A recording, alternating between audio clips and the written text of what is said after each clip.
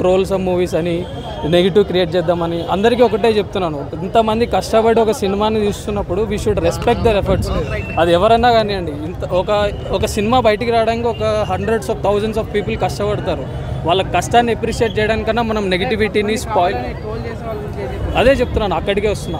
ఈ ట్రోలర్స్ని spoilers release చేసే వాళ్ళకి, ట్రోల్ చేసే వాళ్ళకి ఒకటే చెప్తున్నానండి, మీరు ఎఫర్ట్ పెట్టి ఒక సినిమా తీసిన రోజు మీ మీద ఇంకెవరన్నా ట్రోల్లో స్పాయిలర్స్ తీస్తే దట్ పెయిన్ మీకు అర్థమవుతుంది.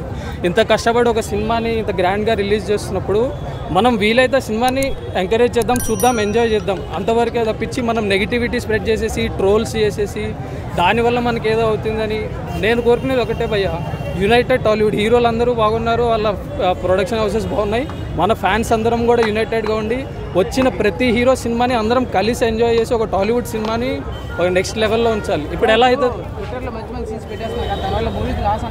లేదు, అది మూవీ ప్రొడక్షన్ స్ట్రాటజీస్, వాళ్ళ స్ట్రాటజీస్ వాళ్ళకు ఉంటాయి. లైక్ అది దేవరావు నుండి ఇంకొక సినిమా అవ్వండి, వాళ్ళ బిజినెస్ స్ట్రాటజీస్, వాళ్ళ మార్కెటింగ్ ఐడియాస్తో మూవీ ప్రొడక్షన్ హౌస్ వాళ్ళు వస్తారు. యాజ్ అన్ ఆడియన్స్ మనం చూడాల్సింది ఏంటంటే ఇప్పుడు నేను చెప్పేది ఒకటే, అన్ని హీరో ఫ్యాండమ్స్కి ఒక నార్మల్ ఆడియన్స్కి చెప్తున్నాను, మీరు లైక్ ఇప్పుడు వరల్డ్ మొత్తం ఒక తెలుగు సినిమా రిలీజ్ అవుతుంది అంటే ఫస్ట్ ప్రిఫరెన్స్ తెలుగు సినిమాకి ఇవ్వాలి.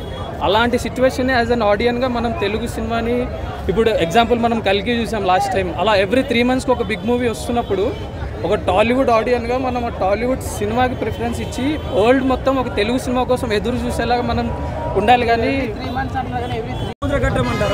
ఎర్ర సముద్రం మొత్తం ఇదే బాగుంది. దేవరా బాగుంది. Interacting super.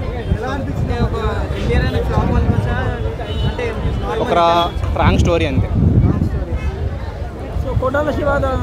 అనవసరం. ఇంకా కొట్టాల శివ ఇంకా వేస్ట్, ఇంకా డైరెక్షన్ వేస్ట్,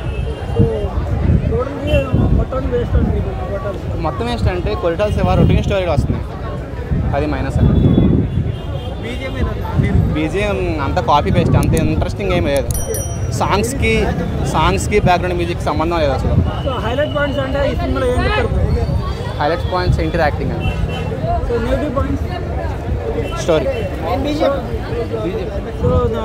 ఓవరాల్గా ఈ మూవీ గురించి చెప్పాలంటే ఏం చెప్తారు?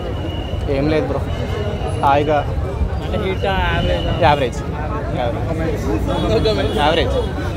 ఓకే.